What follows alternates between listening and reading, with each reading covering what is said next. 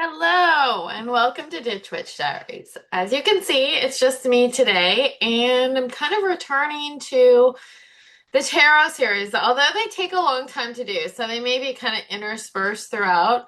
But today's tarot card that I'm kind of doing a deep dive on, that I'm really doing a deep dive on, is the Wheel of Fortune. Now, I gotta tell you, I did not expect how exciting and fun this card might be and how many kind of nuances it has. And so we'll just start digging right in and talking about the Wheel of Fortune, our next card in the Major Arcana. And like all of them, I love this kind of Art Nouveau Wheel of Fortune. I just got back from Spain, which is just a hotbed of Art Nouveau. It just, between Gaudi and Dali, it's so beautiful there. And anyways, I'm just taken by Art Nouveau myself. So exciting, exciting, the Wheel of Fortune. So, what are the origins and how did we get this Wheel of Fortune? Because it really has quite a perfect kind of evolutionary trail here. So, it started out as La Ruota della Fortuna. So that's and so what it there's one guy who wrote this book that laid out this whole idea of the Wheel of Fortune. And his name is Boethius. And the book was called The Consolation of Philosophy, and he wrote it in 1543, but it was really popular for a long time. And what he describes in this book is he describes the goddess Fortuna, and he calls her Lady Fortuna, and he talks about a spinning wheel, and that the he basically says that there's like the top will be brought low and the low will be up at the top. And so he talks about the book emphasizes that it was foolish or silly to when you're on top to even feel like you should be there or strive to be on top because you were going to be brought low. And so it kind of emphasized the absurdity of being in a position of power or being at the top. So during the medieval period, the images on the first tarot cards that featured the Wheel of Fortune, they were kings that were on top. And this doesn't show that it shows people. And it's funny because, well, let's see if I even put it in here. Yes, I did. So good that I didn't spoil it for everybody. But um, later on, so it used to be that there were kings on top of this Wheel of Fortune. So it'd show like the king being brought low, who was sitting at the top, and the king would be brought low. And later, kind of it evolved into these animal instincts within us. And so they were replaced by animals on this spinning wheel. And you can see that there's an ass at the top, and that was the idea. Like you were an ass. If you were at the top, you were like an ass because you didn't realize that the wheel was going to spin and throw you down at the bottom. And if you look, and I'll use my little pointer here, here's the ass, and the wheel spins this way. So if you look that it's coming around, and look at the person who then has ears, has ass ears. So they kind of get more asinine as they go back up the wheel. So that's the idea of this. So then let's move on to the number, because the number for the Wheel of Fortune is number 10. So we can't just look at 10 because now we're into the world of compound numbers. And what that means is that there's two numbers. So we're in the world where there's a 1 and a 0. So we can look, it kind of takes you back to that magician. We'll talk more about that. But you have to reduce the number. So not only do we look at the number as the number 10 and what that means, but we also have to reduce it. So 1 plus 0 is 1. So it takes you back to the 1 card. So, first of all, what is a 10?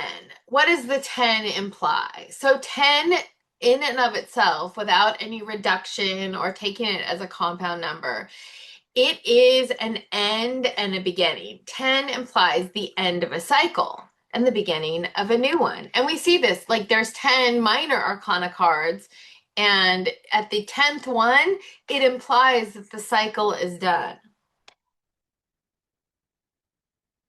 So it's also about knowing yourself. The number 10 is about knowing yourself. It's a rebirth. It implies rebirth, and it's the beginning of self-knowledge. So one is, as we're going to talk about what one implies, but 10 is about a rebirth, knowing yourself. So 1 plus 0, what is that idea about? So one is no longer alone and by itself and the single magician in the world, right? One is now accompanied by 0. And you can look at 0 as being nothing, but also or you can look at it as being everything, like all. Okay? It can also represent a mandala or the perfect figure, right? So it's also about potential and choice. So it's a number of self-discovery, independence, and that ties it back to one. But this time, instead of being self-seeking like one is, it's self-aware, like we said before, knowing yourself. So 10 implies kind of this awareness.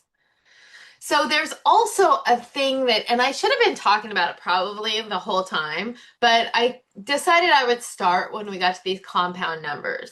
So there's constellations that are formed in the tarot, and it's because of these adding these numbers together. So there's this is the one that the Wheel of Fortune is part of is called the Constellation of the Magician, or alternatively, the Trinity of Empowerment. And so what cards are in this grouping? The Sun, the Wheel of Fortune, and the Magician. So we've got, this is why, is because they all reduce down to one. So so these trinities are formed, or these triplicates are formed. Sometimes they're not always triplicate, but whatever, by reduction of the number. So this is the trinity of the number 1, or the constellation of the number 1. So the Sun is 19. So 9 plus 1 is 10, and 1 plus 0 is 1. The Wheel of Fortune is 10, 1 plus 0 is 1, and the Magician is 1. So what is this constellation all about? This constellation is a journey to joy, a journey to happiness, a journey to empowerment. It's about will and about focused consciences. And so what it is it starts with self-will. And then you have this realization that you're really at the mercy of fate or luck or karma. We're going to see which one it is, right? And you're at the mercy of fate. We'll say that right now. And you have to accept these cycles in your life. You have to accept the ups and the downs of the life to get to the sun, to get to joy and happiness. And it's a process of learning. So 1 is like this journey of actualization, right? So now that's kind of fun though. I like those journeys. I like those constellations, and we're going to talk more about that. So let's move on to correspondences. So of course it's the number 10, and Roman numeral of 10 is X. It's morning here. I'm drinking my coffee. So the romance titles of this are Omnium Dominatrix, which is mistress of everything, which I love. La Rue de Fortune, La Ruota di Fortuna, Ruota della Fortuna, or Fortuna, right? The Hermetic title, which I always show in a card by itself or in a picture by itself, is the Lord of the Forces of Life, which is weird that it's Lord. I love when they masculinize that which is feminine, right? Because it's not. It's Fortuna everywhere. It was about Fortuna from the beginning. It's about a goddess, but whatever. We'll just take it for what it is. The planet is Jupiter. The Hebrew letter is Kaf, which is, you can see it right there. And the equivalent of that letter is K in the English language. So more. So there's a lot of these things that it's tied with. And that's because a lot of them are pictured on the card. So the animal, and I don't even know that we have all the animals that are pictured on here, which is strange because we have a lion on here, which isn't pictured in here. We'll see all of them, but the animal that it's tied to, the correspondences are eagle, owl, deer, hens, cuckoos, pheasants, dolphins, whales, elephant, sheep, and all domestic animals, which is very odd because, like I said, there's other animals on this card, but whatever. The plants that are associated with the Wheel of Fortune are oak, anise, elm, beech clove, ash, which is my new favorite tree, alkanet, pistachio, pineapples, rhubarb, cinnamon, fruit trees, leeks, dandelion, figs, hyssop, maple, nutmeg, grains, wines, mastic, and mints, to which some of these aren't really. Wines are kind of a manipulation, but whatever. Excuse me. The incense are nutmegs, cloves, storax, all odoriferous fruits, saffron, mace, ash, balm of Gilead, cinnamon, oud, and all expansive odors. So the rock and metals are tin, sapphire, amethyst, lapis lazuli, silver, marble, gold, and zinc. And that's probably because of the colors. So you see a lot of these purples and blues in here, the sapphire and the amethyst and the lapis. So the colors associated with this card are violet, blue, rich purple, bright blue, rayed with yellow. So now let's look at the Rider-Waite Smith symbology.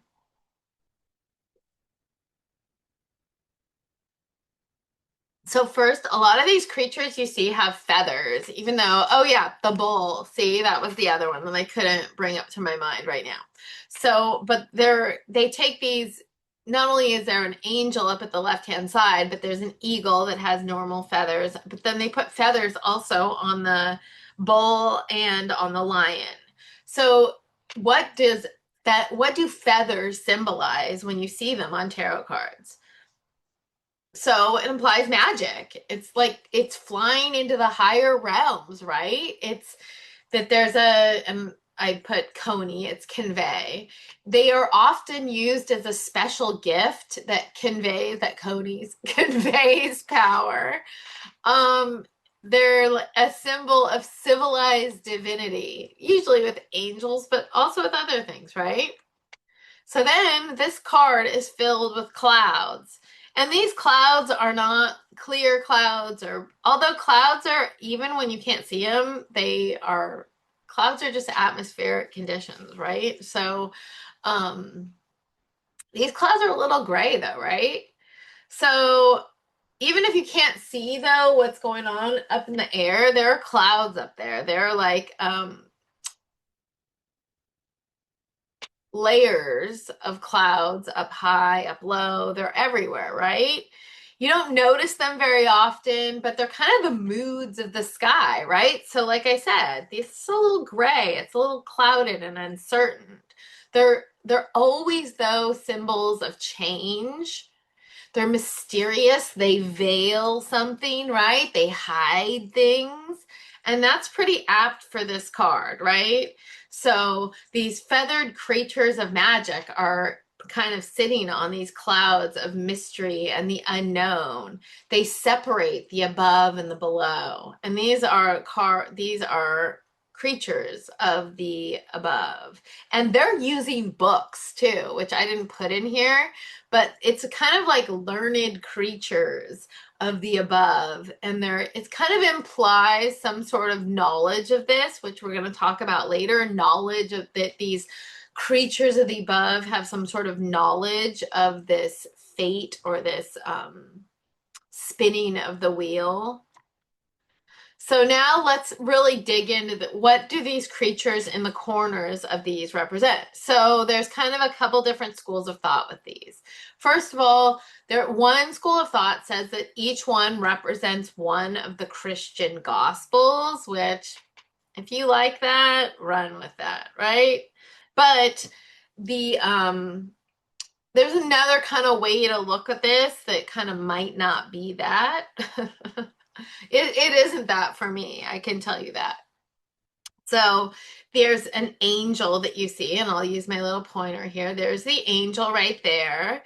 And that's the angel represents Aquarius, or it's like an air sign. So these are like the elements, right? That's like another way to look at it is the elements.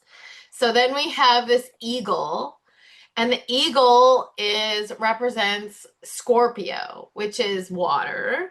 So it's like deep understanding, like getting underneath something, needing to explore destiny or mystery, right? So that's that.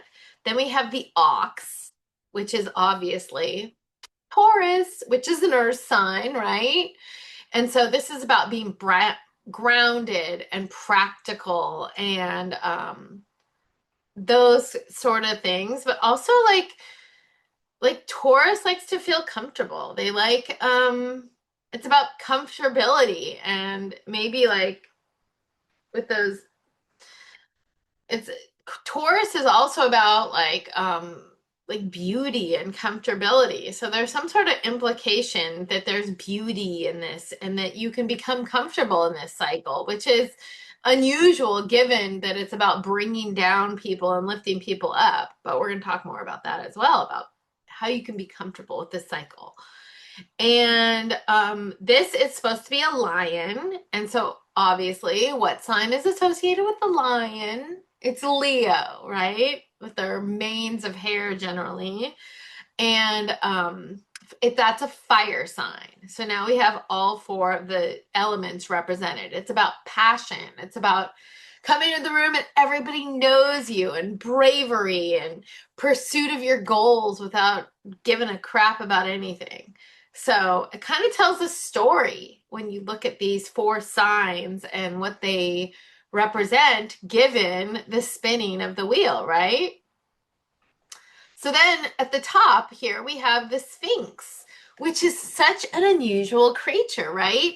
And there's like two sphinxes, and this is like the female sphinx, right? So this is the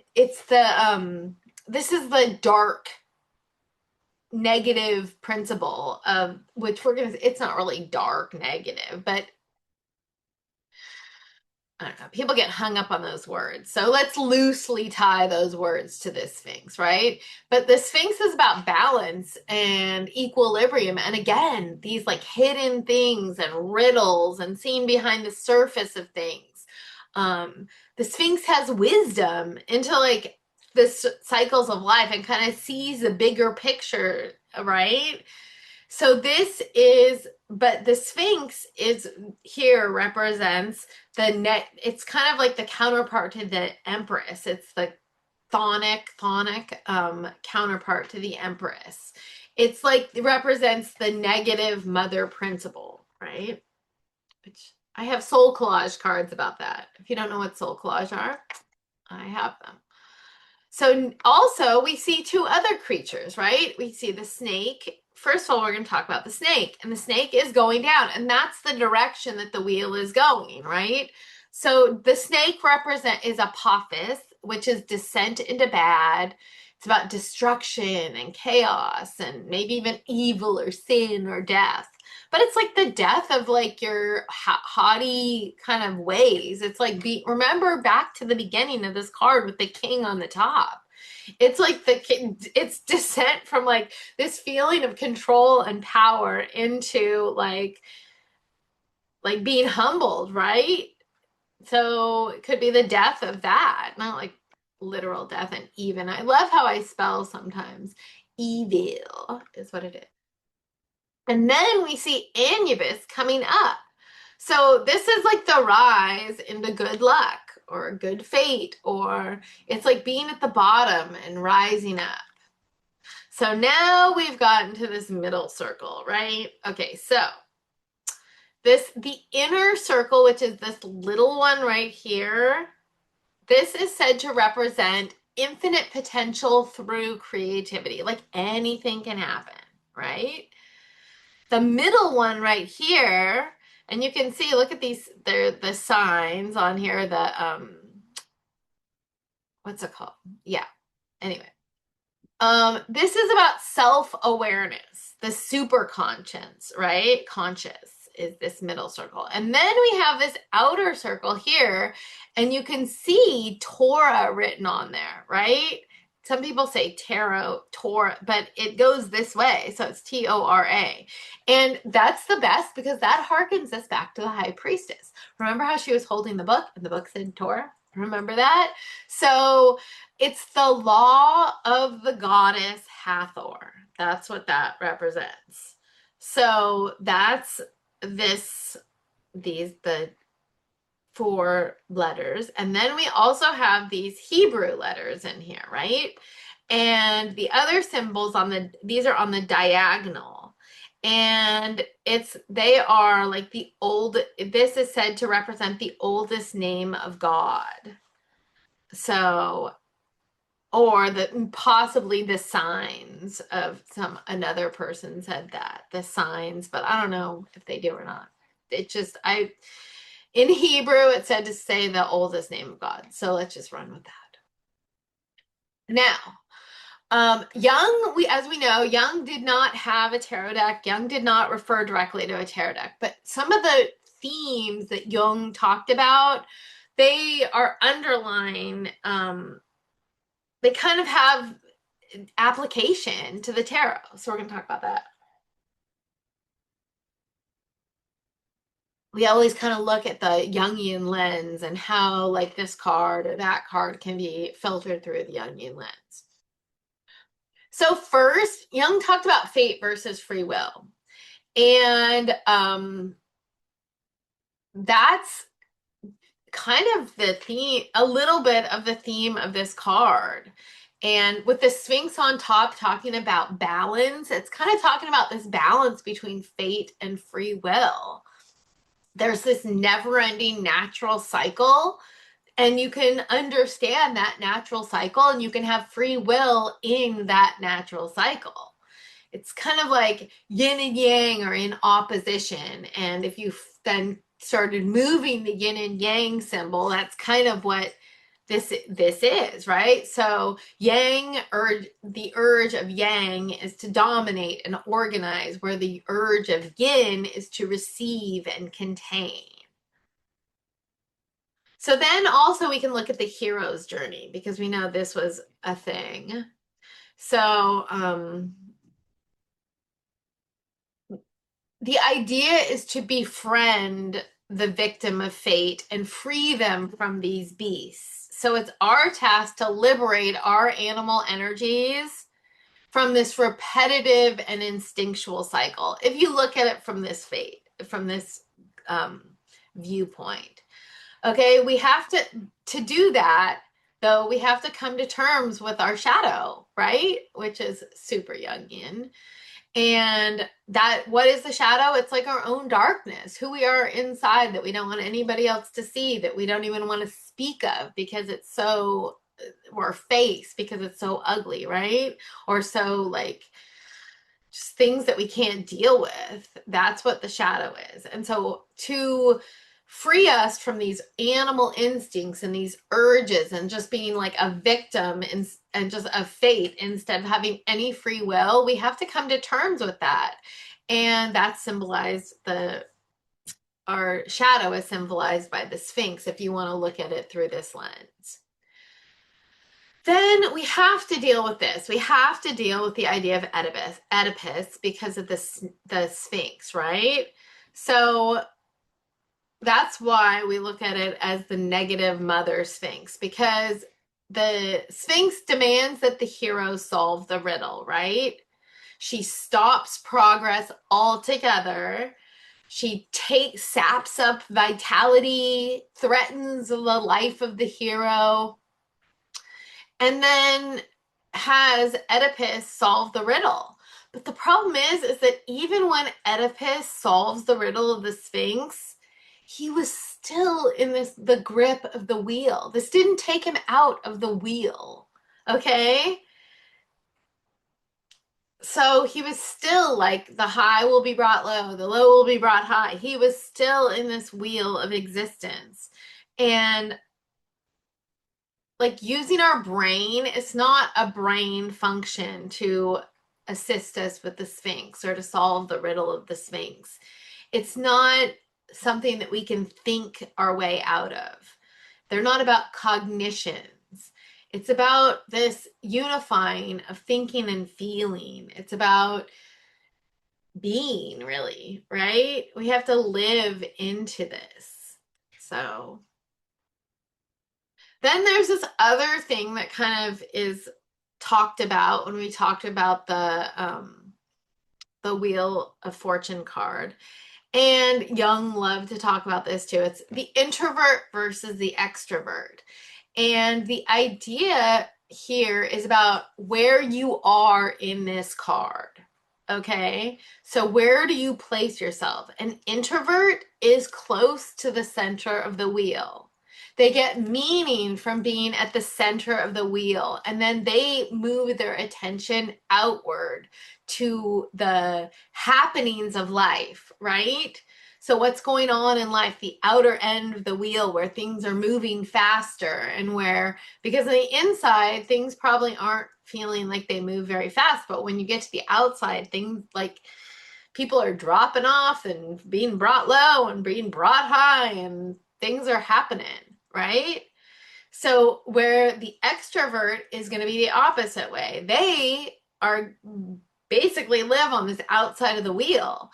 They're involved with people, they're doing stuff, they're like living this like out, this life that's out, right? And they're getting energy from it. That's kind of what an introvert versus an extrovert is. An introvert gets energy from being at the center of the wheel, where an extrovert gets energy from being on the outside of the wheel.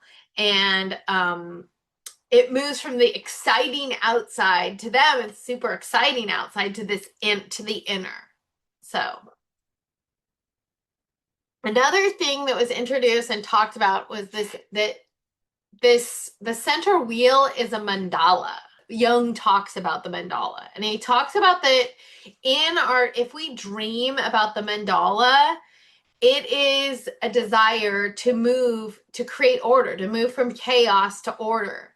So this like idea that like we're always in this fate versus free will, trying to create order out of this chaos of our existence, out of fate, out of things beyond our control. So this wheel that we see is a mandala of sorts. And it kind of tells us how we're able to move. Like we have to be aware of this wheel going around. So now let's get into this really interesting thing to think about. By luck, by fate, by karma, it won't wait. So it's going to happen no matter what, right? But we have to talk about like what's going on here. So luck, fate, karma, they kind of imply some different things, right?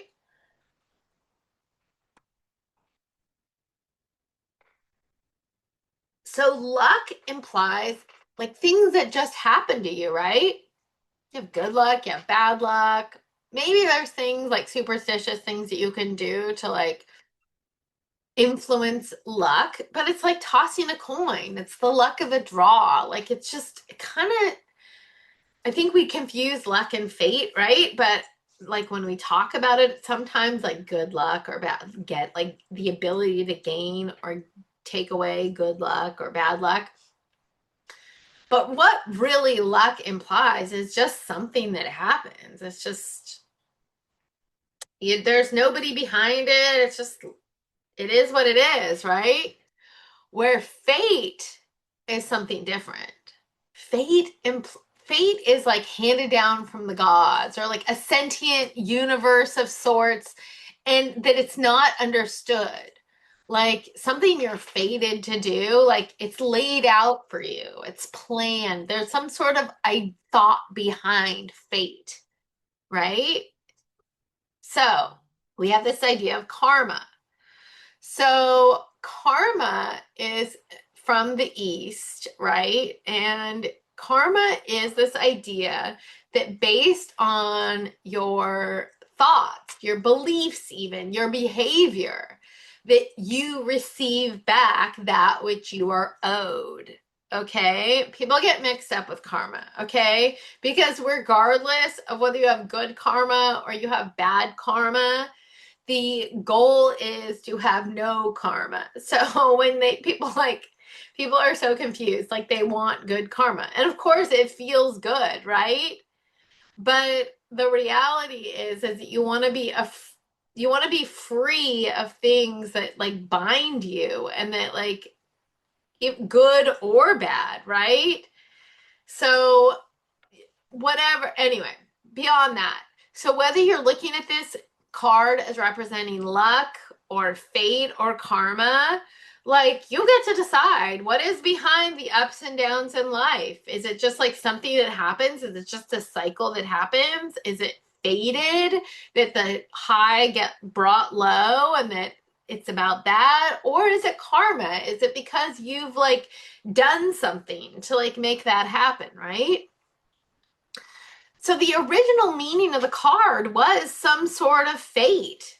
It was about, or karma, some sort of, there was like an implication that it didn't just happen, that like it was a correct, this wheel of Fortuna, Lady Fortuna, was a corrective measure for our own hubris, okay? It was a warning that like to those who think that they were could rise beyond their fate or above fate, because fate or karma would bring them right back down, right?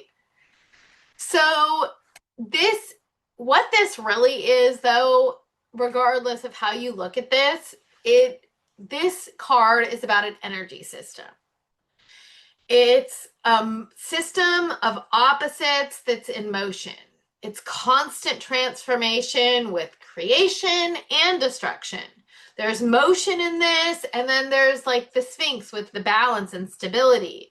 There's transience and transcendence, temporal versus eternal, right? The bottom line, though, is that this wheel keeps turning. So things are not going to always be the way they are. You have to find your free will in this energy system in motion, right? So let's look at, before we put it all together and talk about what the Wheel of Fortune, like the card actually means, let's talk about, like, let's have some fun and look at the different varieties. And I added another one because I got another tarot deck that was so rad, so I added it in here. So what I have so many tarot decks, so I just look at my own tarot decks and the ones that I have, and I pick some of the ones that I like a lot, and I could add different ones, so I have so many. Anyway, so these are the different varieties of the Wheel of Fortune. So this is the tarot of the new vision, and it looks from behind, which is always so amazing. Like I always get like so much, I'm very interested in that for some reason. Anyway, so this is the Herb Crafter's Tarot, and how could I not bring this one in? But the Wheel of Fortune is shown with the kitchen garden. So it's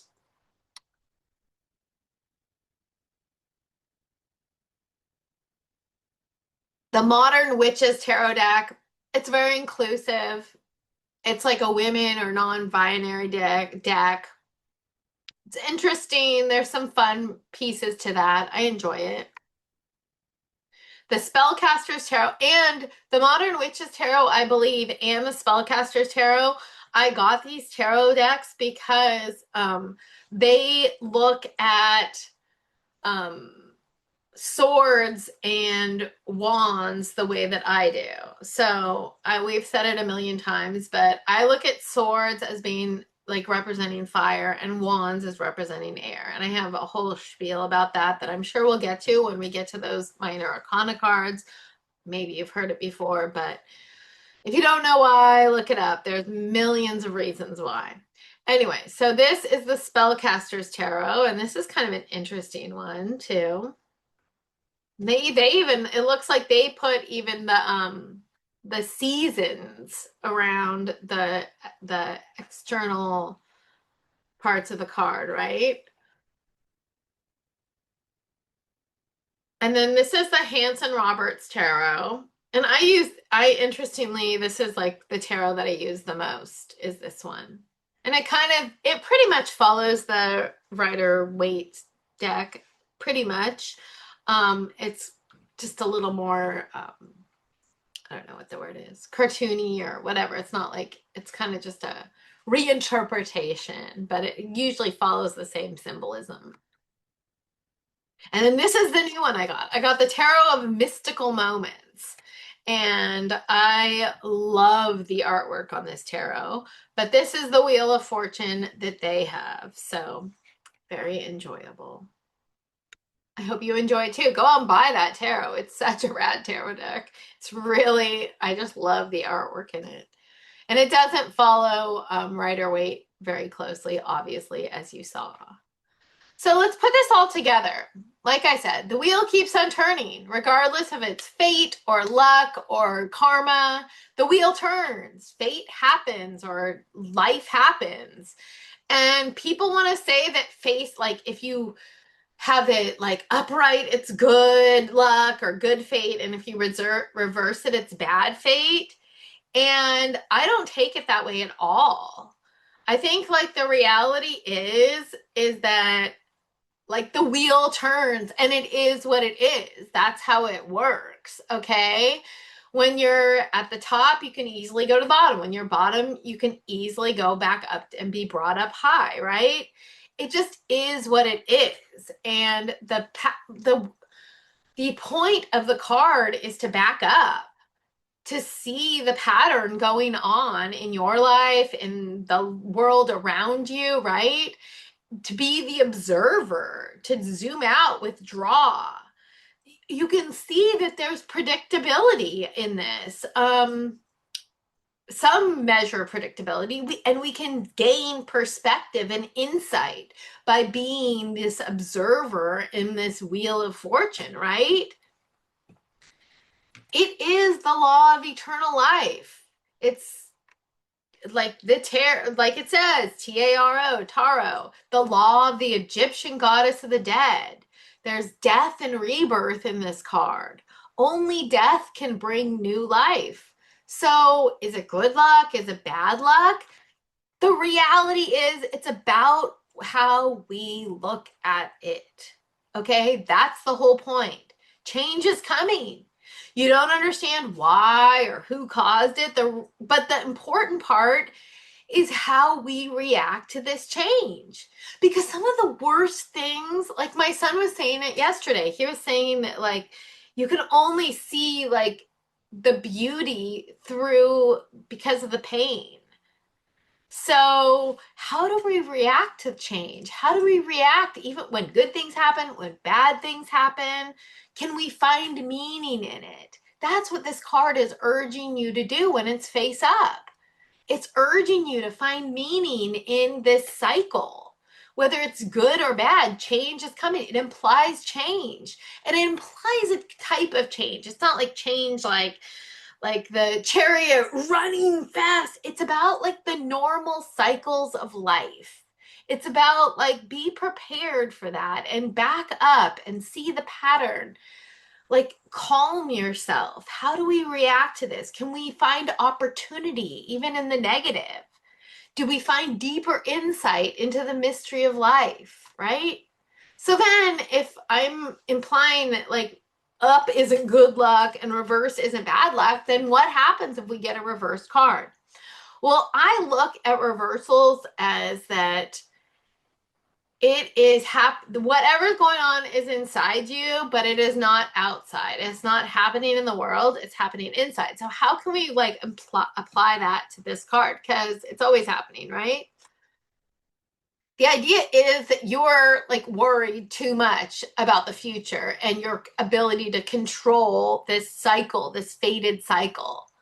Like nothing is even happening right now, and yet you have too much of an obsession either with superstitions or with trying to control your own fate.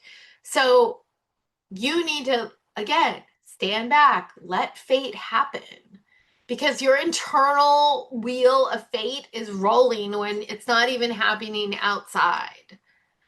So you're actually standing, when you do that, you're standing and trying to control things and obsessing about it. You are standing in opposition to fate. And being in opposition and not kind of rolling with this, that's going to doom you to a negative outcome, okay? So there's a way to react positively and to your benefit regardless of what happens to you. Okay, the idea when you get a reverse, this is telling you to accept your fate and to accept what is happening, and that you're capable of finding this deeper root, this deeper meaning. Go with the flow instead of paddling upstream, because just paddling your boat upstream is going to wear you out and it's doom. So that's what the reversal is all about.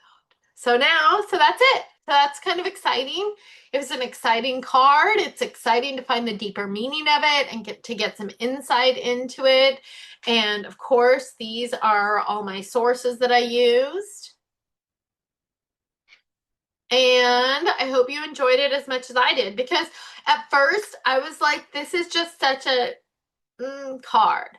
But I love this card. This is like one of my favorite cards. That's how I feel about every time when I do a deep dive into these. This is my favorite. Anyway, I don't know when I'm kind of doing the tarot series as I can fit it into my life.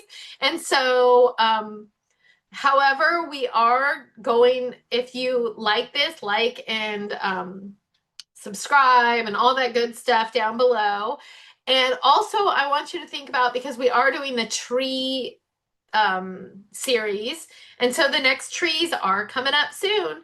I've been in Spain, so I've kind of let that slack a little bit because I can't do it in Spain, although there were beautiful trees in Spain.